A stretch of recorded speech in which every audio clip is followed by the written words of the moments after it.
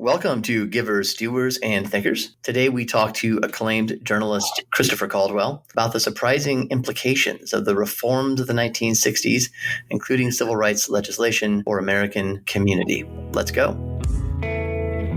Givers, Doers, and Thinkers introduces listeners to the fascinating people and important ideas at the heart of American civil society. We speak with philanthropists, nonprofit leaders, social entrepreneurs, historians, journalists, and anyone else who will help us understand contemporary civil society's achievements and failures. We also sprinkle in practical advice for nonprofit leaders and fundraisers. My name is Jeremy Beer, and thanks for joining us. All right. Thank you for joining us for another episode of Givers, Doers, and Thinkers. I am your host, Jeremy Beer, coming to you today, October 28th, 2021, from sunny, beautiful Phoenix, Arizona. And today I am honored to have as my guest a writer that I have been following for years and really appreciate, Mr. Christopher Caldwell, author most recently of The Age of Entitlement, America Since the 60s, a truly splendid book, which argues, just to use the language of the publisher, that, quote, the reforms of the 1960s, reforms intended to make the nation more just and humane, left many Americans feeling alienated, despised, misled, and ready to put an adventurer in the White House, end quote. And that is, in fact, I think quite a good summary of the book, although we'll get Chris's opinion of that. Christopher Caldwell is a contributing editor at the Claremont Review of Books, also a contributing opinion writer at the New York Times. He was formerly a senior editor at the Weekly Standard and an opinion columnist for the Financial Times. The Age of Entitlement was published in early 2020 by Simon & Schuster, and Mr. Caldwell is also the author of Reflections on the Revolution in Europe, Immigration, Islam, and the West, another fantastic book. Today, however, we will talk mostly, I think, about the argument presented in The Age of Entitlement, because the story Mr. Caldwell lays out impinges directly on the core interest of this podcast, civil society, which I know at some point in this conversation I'm going to have to define for him. He has already warned me that. So, Chris, welcome. It's great to be here. So yeah, whenever you're ready to make me define civil society, if we come to that, I'm going to do my best to do so. Thanks for joining us. Where are you talking to us from today, Chris? From Washington, D.C. Very good. I know you've been in Europe working on your reporting. So thank you so much for joining us. So I thought I would just start out there very early in the book. You sort of lay out a sort of thesis statement. And I thought maybe we'll just start out by sort of parsing that term by term, phrase by phrase, to sort of allow you to unfold the argument that you make in the book, the points you make. And here's that statement. The Age of Entitlement is, quote, a book about the crises out of which the 1960s order arose, the means by which it was maintained, and the contradictions at its heart that by the time of the presidential election of 2016 had led a working majority of Americans to view it being here the 1960s order, not as a gift, but as an oppression, end quote. So I think that gives us there's plenty of meat on that bone for us to go over. So let me ask you, let's start by articulating what were the crises out of which the 1960s order arose, in your view? Well, I'd stress to start with that, we're talking about theses and arguments, and there are certainly theses and arguments in the book, but the book itself is a history. It's a narrative rather than a manifesto. But there certainly are some arguments, fairly strongly asserted arguments in the book. I would say that one of them is that the central reform of the 1960s. Much more important than, anything that happened around Vietnam or feminism or drugs or folk music, was the Civil Rights Act of 1964, which became the template for all sorts of other reforms and sort of most of the major, let's say, changes in American society since then. So since that is the case, I would have to say that the main crisis out of which the 1960s arose was that of racial segregation in the American South. It's an interesting thing, but if you look at the polls, you see beyond the shadow of a doubt that the great majority of Americans thought of that as a local crisis, not as a national crisis. If you asked Americans how they felt blacks were being treated in their neighborhood, in their state, you'd get upwards of 80% saying just fine, just like you and me. So rightly or wrongly, Americans perceived that crisis as something that was happening in one backward corner of one very backward part of the country. But I should add that, it's not just crises that, there were other crises. There was the Cold War. And it's not just crises that led us to that moment. There were also triumphs. I mean, the United States, after having had a pretty rocky 1930s, had managed to vanquish totalitarianism on two continents, and now bestrode the world like a colossus. And so that, yes, there was a problem, there was a crisis, but there was also a sense of confidence in the United States, perhaps overconfidence, you could say, that the country's never had before or since. You also mentioned that the Civil Rights Act of 64 and the Voter Rights Act of 65 were, I think your words are, they were memorials to a slain leader in the person of JFK. How did that assassination of sort of open the door for this new template? There had been civil rights acts before. There was one right in the aftermath of the Civil War. There was one in 1957, in Eisenhower's presidency, which was sort of shepherded through the Senate by Lyndon Johnson. The Kennedys, being Northeasterners, had a sympathy to the, let's say, the ideals of the desegregationists. But they were also in a party that was more conservative than it was now, that they were also getting the votes of many Southerners. And they were, let's just say, in the early part of the Kennedy administration, you had a promising civil rights bill, but it was not progressing the way a lot of progressives in the Democratic Party had hoped it would. And at the March on Washington of 1963, that was a protest march, and it was just 2 months before Kennedy was shot. Almost as soon as Kennedy was shot, Lyndon Johnson began describing all of the programs that he wanted to pass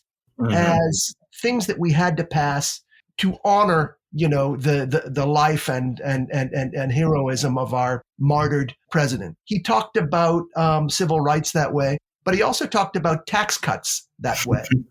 I mean, it's funny, conservatives in American politics often talk about the Kennedy tax cuts as to make a case for supply side, economic.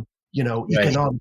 It was actually Johnson who passed the tax cuts. It was Kennedy who proposed them. Mm-hmm. No, that's interesting. And we should come back to that later when you sort of, because in your book you pair the sort of what we think of as Reagan era belief in supply side economics, tax cuts, et cetera. You pair that with the rise of sort of the counterculture, if you want to put it that way, or the sort of the cultural and social side of the 1960s order as sort of being two sides of the same coin. But that's to anticipate. Yeah, I think two sides of the same coin is one way to put it. Another metaphor would be that there was a sort of that there was an ethic of liberation, which was oriented towards 20-year-olds in the 1960s, but towards 40-year-olds in the 1980s. It's very reminiscent of Helen Andrews' book on the boomers. It's sort of you can sort of narrate the history of the last 60 years as sort of like the narration of sort of catering to a certain generation and its desires and its particular prejudices and principles. Yeah, that's a book that I have a very high opinion of, the boomers. Yeah. So let's then get back to the statement. So you laid out the crises. There's you use this phrase, the 1960s order. And what did that order consist? What are the key components of this new order? Here's where the baby boom comes into it. My idea, I think, at the beginning was to write something about the sweep of American political life, over the half century between the assassination of John F. Kennedy and the election of Donald Trump. And I think that when you look at that period, one way to look at it is the progression through the life cycle of the baby boomers. That covers pretty much their entire adult life. Another way to look at it is as the elaboration of a new way of doing politics, which is the way that was laid out in the Civil Rights Act of 1964, and that comes to have so much power that it is capable of overriding what Americans think of as their political culture, and sometimes even their constitution. So you could almost call it a rival constitution. It was the civil rights style of doing politics became a sort of second constitution through which you could override the first. And by the 1960s order, it might help to just remember, what was in the Civil Rights Act, just briefly. There were bans on discrimination in many walks of life, in voting, in public accommodations, in public facilities, in schools, in every new institution. And then there were all sorts of institutions that were invented or expanded to enforce it. There was a Civil Rights Commission. There was the EEOC for employment. Perhaps most importantly, there were the offices of civil rights in every cabinet department. And those institutions were given the power of the purse. That is, the federal government could now cut off money to states. It could cut off education grants. It could bring local economies to its knees. It could also file lawsuits. It could conduct investigations. It could throw people in jail. And by creating a whole bunch of new crimes, it empowered individuals in society to go out and become sort of vigilante enforcers of civil rights through civil suits. So there was pressure to change coming from like a dozen different directions. There had never been laws like this in the United States. They were designed to create criminal, legal, and social pressure all at the same time. Now, you might say that that was an appropriate response to such a serious and long-standing problem as the American race problem, particularly as it existed in the South. But soon got applied to other problems. You had groups of people who felt themselves excluded from American life. And whereas before one would have said, these things take time, you're only an immigrant, or, it sometimes takes a couple generations, or I know there are no women executives in this corporation, but, keep working and that'll come later in your life. Now these people began to say, I can't wait. My injustice is a burning injustice. And I want it. I'm not content to wait until, the time ripens and legislation arrives. I want this new short-circuiting of the system that's provided for in the civil rights legislation to be used for my own grievances as a woman or as an immigrant, or as a gay, or as eventually as a transgender person. And so it began to become an alternative model of government. And it was and this model was in tension, let us say, with a lot of things in the Constitution, often in the First Amendment. That's what I mean by the 1960s order. You also, I think, point out that most Americans, a vast majority of Americans, I sort of had no idea that this is what they were getting, with the Civil Rights Act of 64 and associated legislation, but that some people did know it, that some of the figures involved in advancing and promoting this, not just this new legislation, but this new style of governance in accord maybe with the ethic of liberation, as you put it before. They did know what they were doing. Is that correct? I think that's right.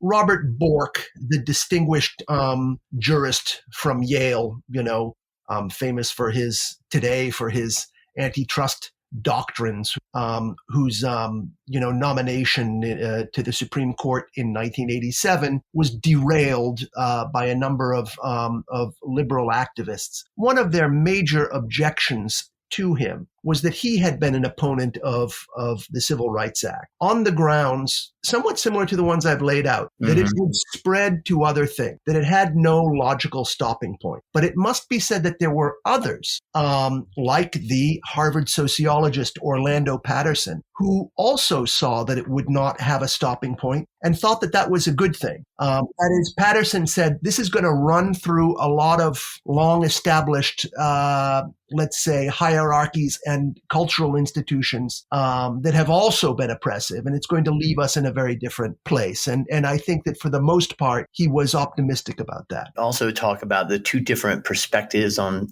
civil rights, the perpetrator perspective and the victim perspective. Would those two perspectives just map on pretty well to the Bork and Patterson perspectives you just outlined, or is that something different? Yes, I think they do.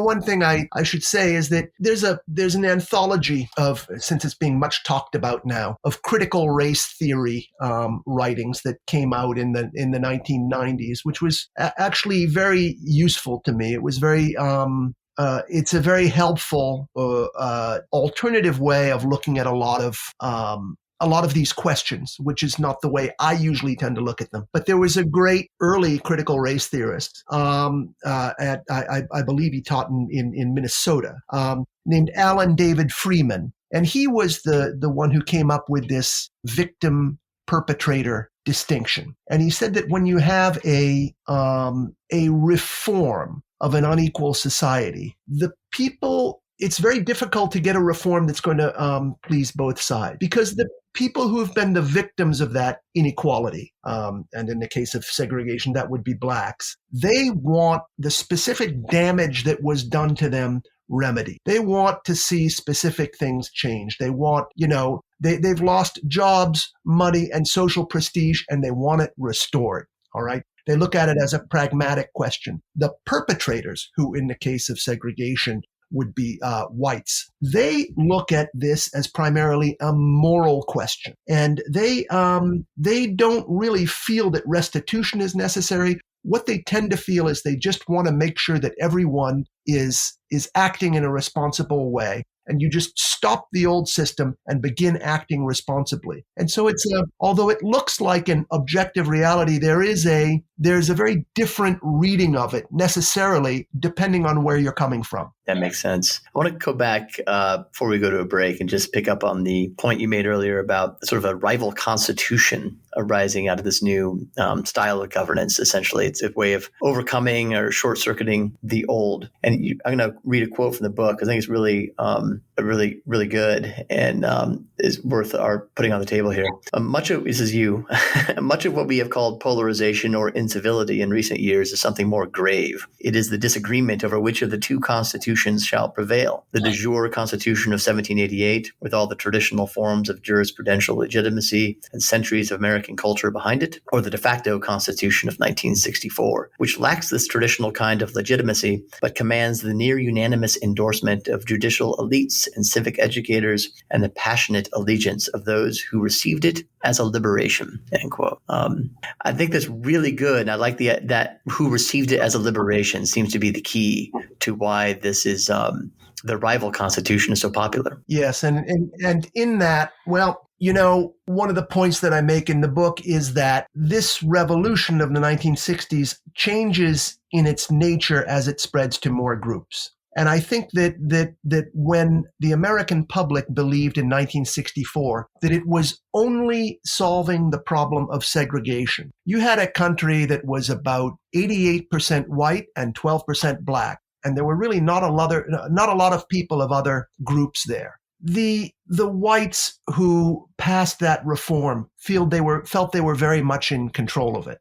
Moreover, it seemed to be quite clearly delimited by America's history and what America had done wrong. That, it was the remedies would only be as large as the misdeed. When the civil rights style of governing spread to other groups, when it spread to immigrants, to Hispanics, to gays, it became a different type of problem because now you had a much larger pool of beneficiaries. And I would say that the decisive spread was when women found that they could benefit from civil rights, because now you have a system that is capable of winning majority, and now you have something that's not just going to be imposed through administration and through courtrooms, but that in certain cases people will actually vote for. Right. That's a great point.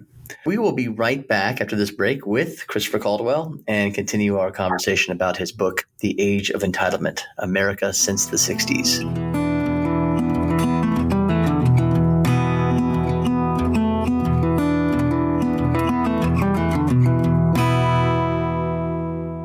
right, time for a practicality here as our little break. And today, I'm happy to have with us, and literally with us in the same room, we're hoping this works well from a recording perspective, Nicole Rizkallah, who is the managing consultant of Recruitment and Talent Development. Recruitment and Talent Development. Okay, I knew it was something like that. Even though you told me 10 seconds ago, I couldn't remember it. Okay, Nicole, you do a lot of hiring, not just for us here at American Philanthropic, but for many nonprofit organizations. And you also, by the way, people should know, you have a master's degree in marriage and family therapy. Marriage and family therapy. So you got the psychological thing going on. So tell us about hiring mistakes to avoid. You're looking for talent.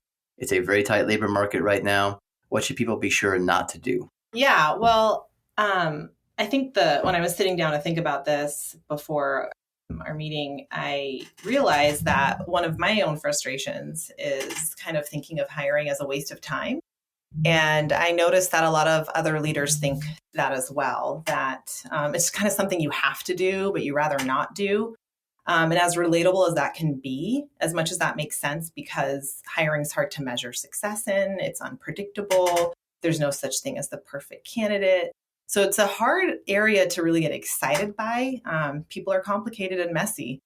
However, when you approach hiring as a waste of time, I think you fail to see the investment that it is in your organization, in your mission, in your culture. And so I think the first mistake is to avoid thinking of hiring as a waste of time. Why would someone think of it? I mean, what happens if you think of it as a waste of time? Do you just hire the first person who comes in the door? What happens because of that? Yeah, you rush. And when you rush, you make mistakes. You make poor decisions. You approach it with that anxiety and that disdain.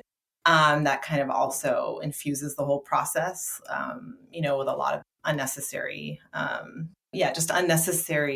displeasure and trying to do something that's really important. People are the most important part of your organization. Everything's impacted by people. And to just go into it with that level of hurriedness and anxiety, I think it actually does decrease morale in your organization. All right. So don't disdain the process or necessity of hiring. What else we got? That's right. I think the second mistake is thinking hiring will make your job easier. Right? If I find this person, my job's going to get so much easier.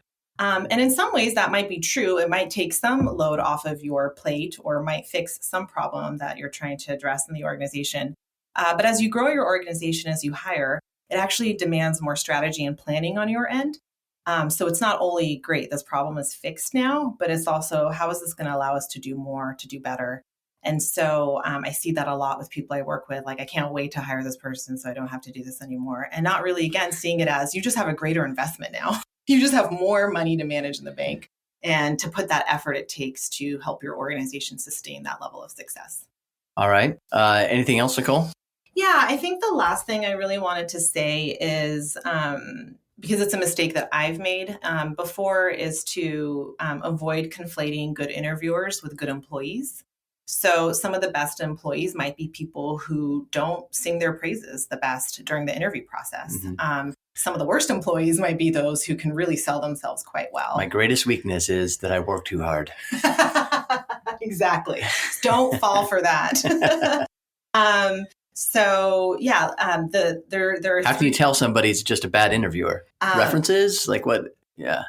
I think really, again, not rushing, slowing down, taking the time to get to them, to know them as a person, and not only seeing them as someone who has to finish the obstacle course of this interview process.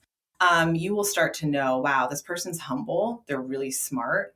They're hungry and ambitious. But they just don't talk about themselves very well. And what about the opposite with somebody who's just an articulate con artist? Yeah. Then you have hired, I think what the table group says is the skilled politician. Yeah. Who's self-seeking. How do you winnow them out?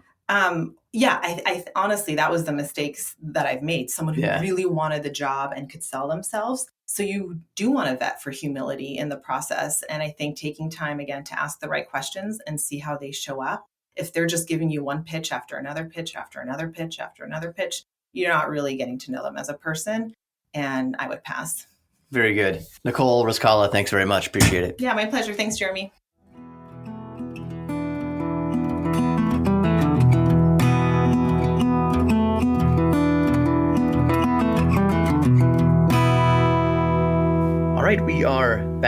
with journalist Christopher Caldwell, author of The Age of Entitlement, America Since the 60s. At least that is Chris's most recent book. We're barely scratching the surface of the book yet so far, Chris, but I want to get to another point you make before we get to, I want to get to the winners and the losers, which are the last two chapters in the book, very long chapters that are very, introduce a lot of interesting data and fact. But let me first touch on a point you make that it was during the Vietnam War that elites, progressive elites, you might say, began to look at the people, the American people, average Americans, as the problem, rather than business tycoons or military leaders or something else, right? Politicians. It's average Americans. They're the problem. What was that about? Well, as it specifically connects to Vietnam, I think that there was a largely elite dissent against the war. There was a dissent against the Vietnam War that was launched in universities, and particularly from elite universities. And it happened very suddenly. I mean, I'm very interested because there's a lot of writing there at the time in Harvard University and what happened there in 1966, 67, 68. In 1966, Robert McNamara, the defense secretary of LBJ, who was already a pretty visible figure for anyone who was following the Vietnam War, came to Harvard and gave a talk. And as he was leaving, his car was surrounded by a few dozen Harvard student activists.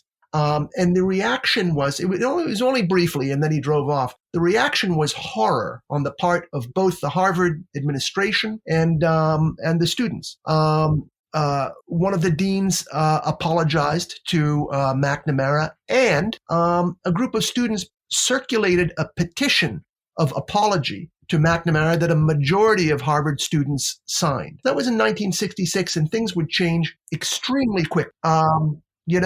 That's a real, not to get too diverted here, but that's a real razor's edge of American generational history that you get a very good picture of in the 2004 presidential election.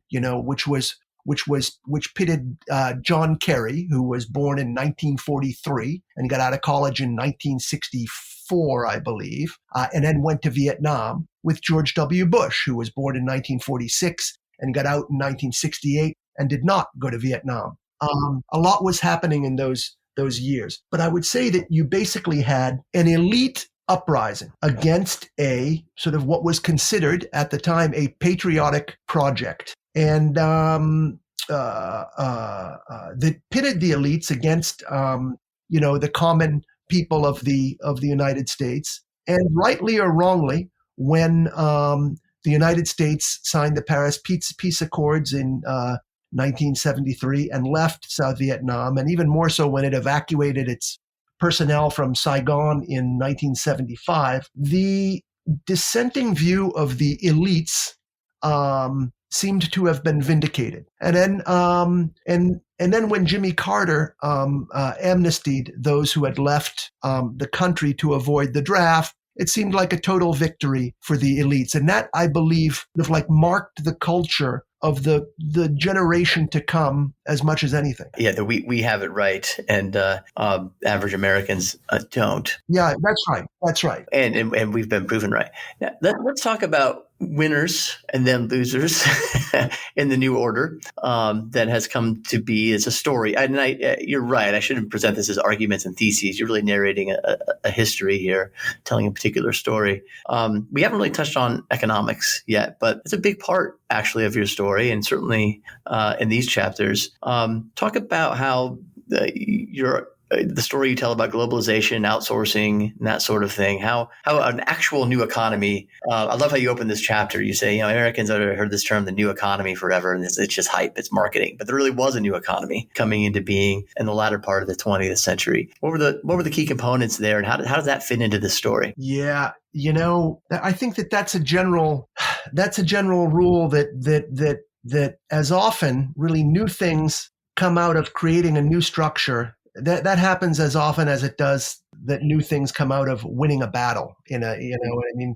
there were arguments about the economy in the 1970s. And I think that, to put this as bluntly as possible, I think that the people who ran America's businesses thought that American labor had become too expensive for them to afford. And they made the argument that it was over-regulation, over-unionization, over-uniformization that was really dragging the American economy down. And I think that they won that argument.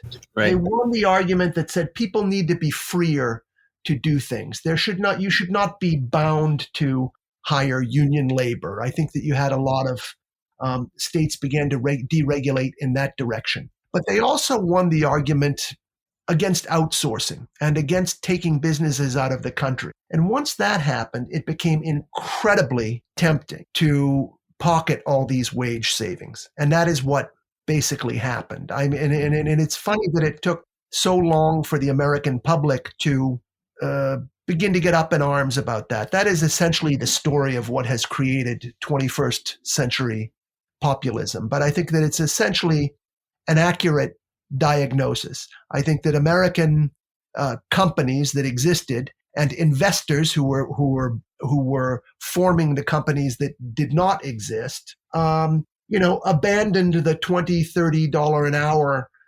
labor of the United States for the $1.50 an hour labor of what was then called the Third World. Another thing, so that fits well into sort of the liberation of capital. Is part of the story here, I guess you might put it that way. There's also another liberation that you talk about is liberation from sort of the longstanding idea, broadly held across the political spectrum, that you should that one has to pay for what one gets.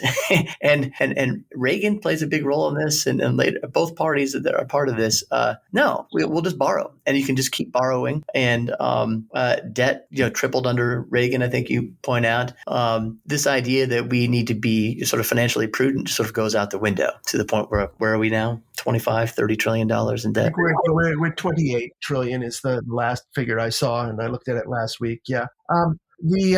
You can do a certain amount of that when you have the reserve currency, but actually, even if you have the reserve currency, $28 trillion is real money. I'm glad you mentioned that, because it's where the title of the book comes from, The Age of Entitlement, which I think has probably been misunderstood a lot. By age of entitlement, I was talking mostly about what the baby boom, by its preponderance in the electorate, had been able to vote itself.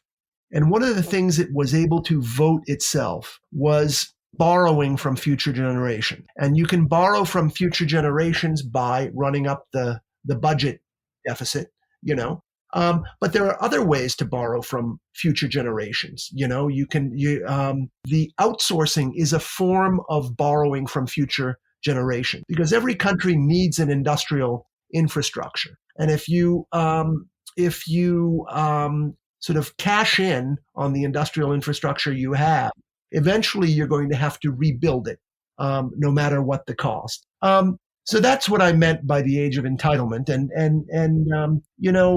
it used to be that in Congress there would be knockdown, drag out arguments over what the country's priorities were. There was a party of guns and a party of butter, and it used to be thought that you had to trade off between those two things, that you had to set priorities. But Ronald Reagan, somewhat like his hero Franklin Delano Roosevelt, wound up governing on a very different platform than he campaigned on.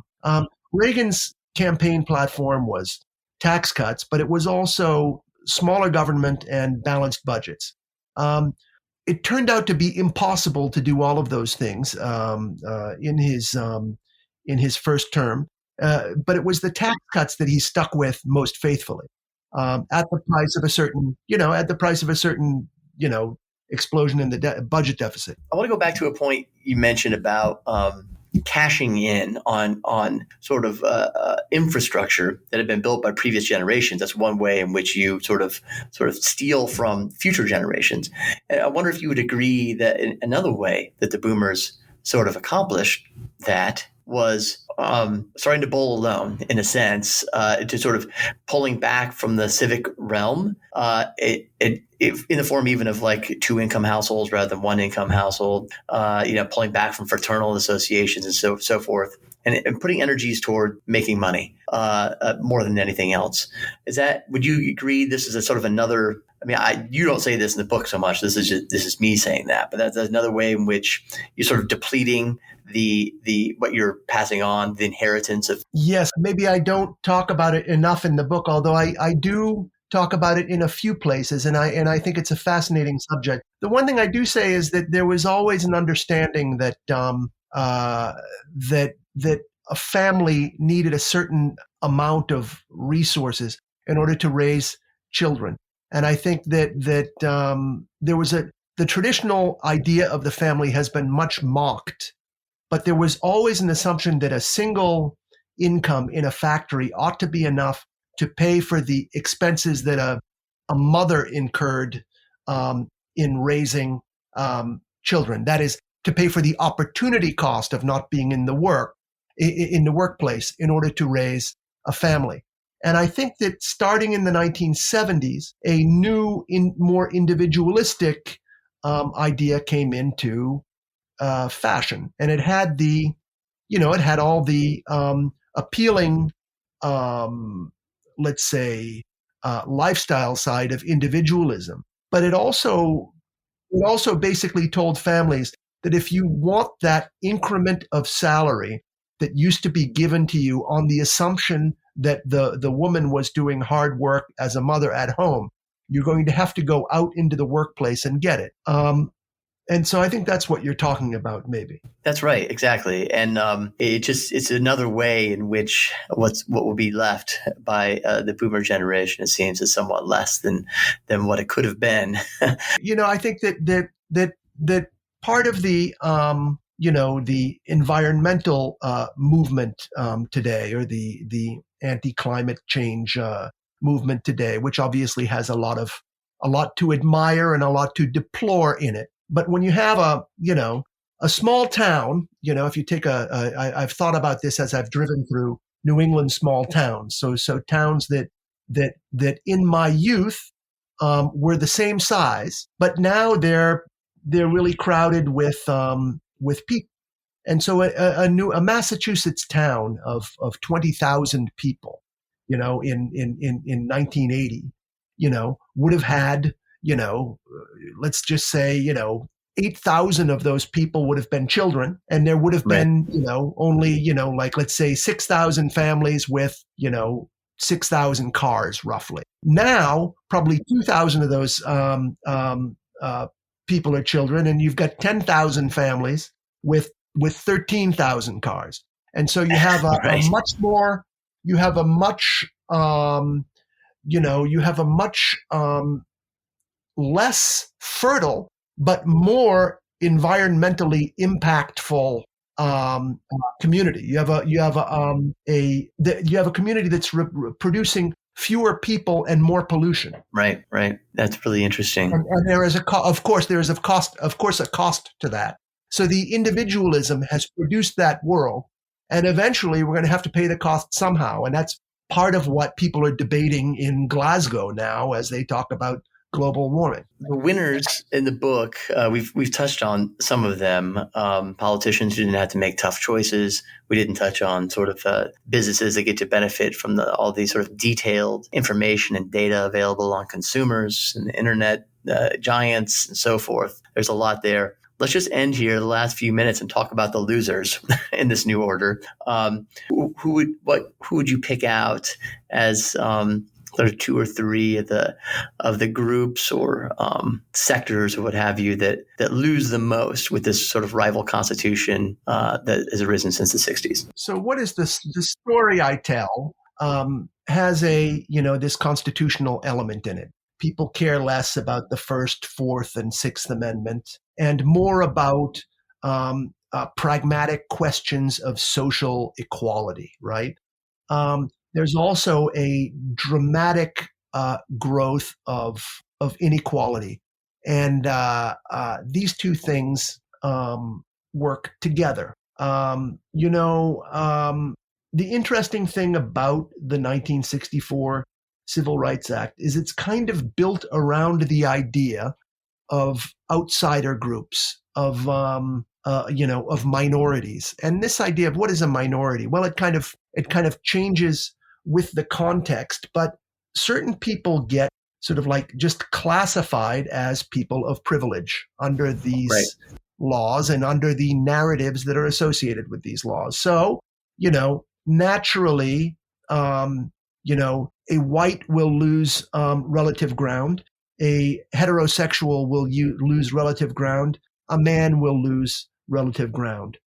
But, those losses are not spread equally throughout the society. And if you are a white heterosexual male who happens to be, an investment bank, well, really, you can use your resources to create whatever kind of social surroundings for yourself you like. And so this issue of losers from the Constitution is not really very important for them. It becomes important when you're out of money and when the opportunity to right your ship seems to be diminishing, and that would happen to, let's say, people in a deindustrialized place, or in a place that has been that is the home of a despised industry, like say West Virginia, with which used to have not just coal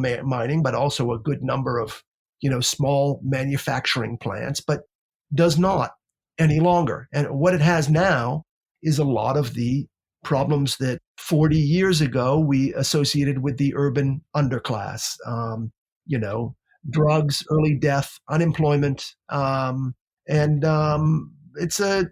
that is where let me just say, I think it's where, they're not the only group, the West Virginian poor, but I would say where where lack of status in the new Constitution and lack of money overlap. That's where the problem is. And you also point out that since one of the features of the new Constitution is, how should we put this, almost an indifference toward, if not hostility toward, free speech, that pointing this out, making the point you made, or if those on the margins who have been hurt by the new Constitution lament or complain about their new status, they are not just derided or canceled, or in other ways sort of further marginalized. Right? It's not their voices don't count in the new Constitution. Yeah, well, now you're bringing up a subject that would really take us a half an hour to do justice to.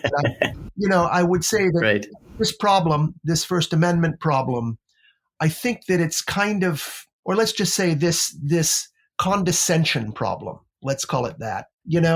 I think that it's implicit in this way of doing government. The legislation of the 1960s was really emergency legislation. It was a departure from the usual American way of making law, on the grounds that the injustice in the South was so severe and so ineradicable that it could not go on for another minute, and so the country needed more powerful tools. Now, you can't just use those tools anytime you see fit. I can't, you can't say, well, I want to have a fast track special commission and empower the federal government to make my birthday a national holiday. In order to do that, you need a real cause, and you need a real moral case. And so I think that whenever we use the language of rights to liberate someone, we also need to scapegoat someone. And so when you look at the way gay marriage was argued for, at the way transgender rights is argued for, the people who hold an alternative view, let's call it the traditional marriage point of view, are cast as being, the moral equivalents of, the Southern sheriffs who sort of like kept black school children out of, local schools and that sort of thing. So I do think that there is a demonization inherent in a lot of it is the flip side of the coin of progress. That's right. Yeah, there has to be a villain who has been keeping somebody down or from getting what is due them socially. Let's end with this then. I'm supposed to define civil society because that's part of the podcast. That is its raison d'etre. And what we mean by that is sort of non-governmental, non-commercial associational life.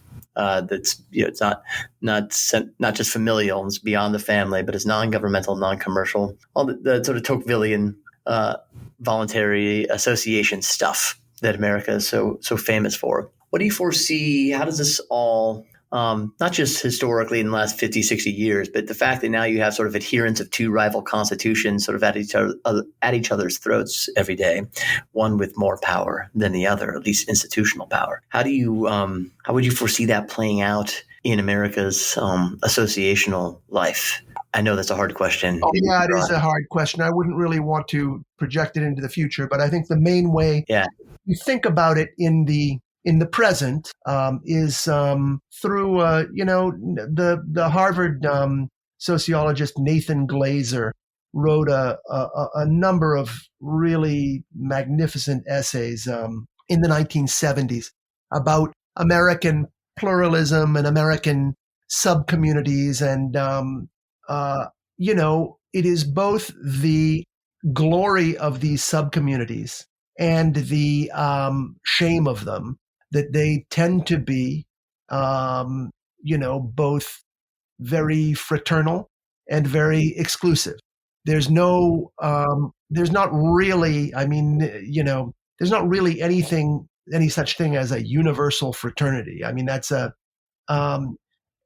and it has increasingly been the view of authorities that subcommunities and whatever they happen to be, like Italian war veterans clubs or yeshivas or community trusts or whatever, they're under a presumption of they're suspect to the authorities, and I think that's Glazer in the 70s saw that as a tremendous threat to the fabric of American life. I think in his later life, he came to see that battle as having been lost, and he came to actually see those groups as actually being gone from American life. It certainly hasn't got changed, the part about being sort of suspect. But even those groups that are not sort of exclusive, one wonders how much people want to associate with one another across strictly partisan or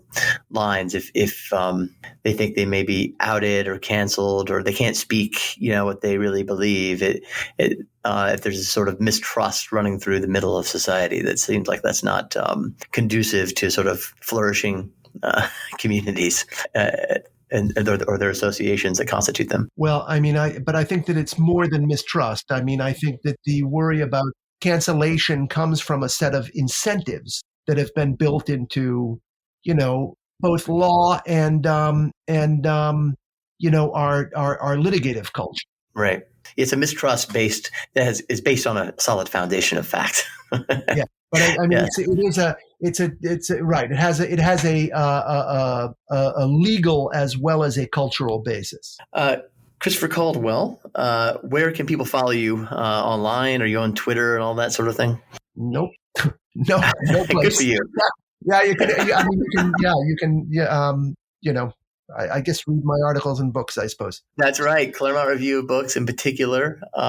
You can find your writings there, elsewhere online. And that's awesome that you're not actually on social media. The first guest, I think, has told me that. So wonderful. The Age of Entitlement, America Since the 60s is the book we've been talking about. And I encourage everybody to pick it up and read it. It is wonderful. Thank you for spending time with us today, Chris. Thank you, Jeremy. Thanks for having me.